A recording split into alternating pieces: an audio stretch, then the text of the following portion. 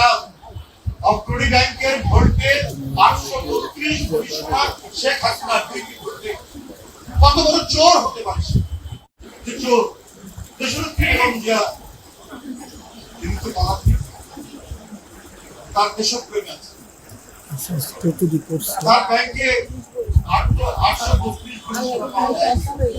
আজকে খবর কাগজ খুলে দেখবেন 832 কোটি সোনা অগ্রণী ব্যাংকের ভোল্ট পাওয়া যাচ্ছে। শেখ হাসিনা অন্য কারোরা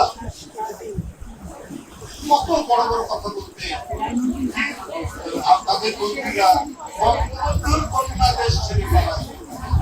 যে চোর চোরবৃত্তি যার মধ্যে তারা সবসময় একটা কাপুরুষতা নিয়ে একটা ভীরু মন নিয়ে তারা কাজ করে এবং সেটাই করেছে।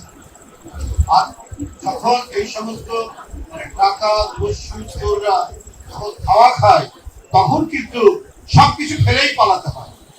আমরা সবসময় দেখেছি কিছু নিয়ে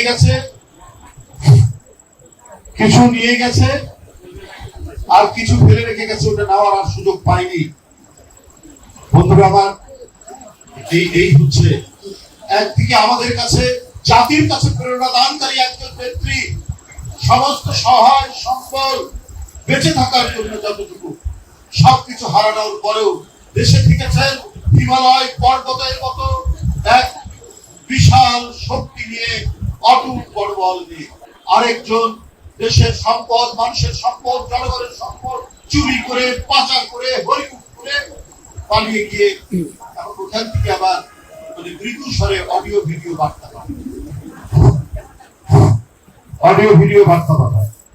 তাহলে বুঝুন যে এদেশের মানুষ কোন দিকে থাকে, যেটা সত্যের দিক, যেটা ন্যায়ের দিক, যেটা সংগ্রামের দিক, যেটা গণতন্ত্রের দিক, যেটা এই দেশের স্বাধীনতা সার্বভৌমত্ব রক্ষার দিক, সেই দিকেই জনগণ থাকে, সেই দিকেই আছে। আমি বক্তব্য দীর্ঘায়িত করব না। আমি শুধু অন্তর্বর্তী সরকার বিষয়ে কি বলবো, এই হরিলুটের পর বাংলাদেশকে তার সমস্ত শক্তি দুর্বল করে শেখ হাসিনা চেয়েছিলেন কোন দেশের আজ্ঞাবাহী করার জন্য, কিন্তু এদেশের জনগণ এবং দেশনেত্রী বেগম খালেদা জিয়ার অটুট মনোবল এবং বিএনপির ভারপ্রাপ্ত চেয়ারম্যান তার নেতৃত্বের মধ্যে দিয়ে গোটা জাতিকে তিনি যেভাবে ঐক্যবদ্ধ করে রেখেছিলেন, সেখান থেকে শেখ হাসিনা কিছুই করতে পারেননি, অবশেষে তাকে পালাতে হয়েছে।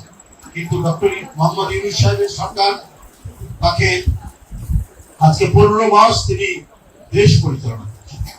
আজকে ওয়ার্ল্ড ব্যাংক কেন বলছে যে বাংলাদেশের 6 কোটি মানুষ তারা দারিদ্র্যের ঝুঁকির মধ্যে রয়েছে, 3 কোটি মানুষ দারিদ্র সীমানার নিচে চলে গেছে। কেন এটা হবে? ডক্টর মোহাম্মদ ইউনূস একজন গরিব মানুষ,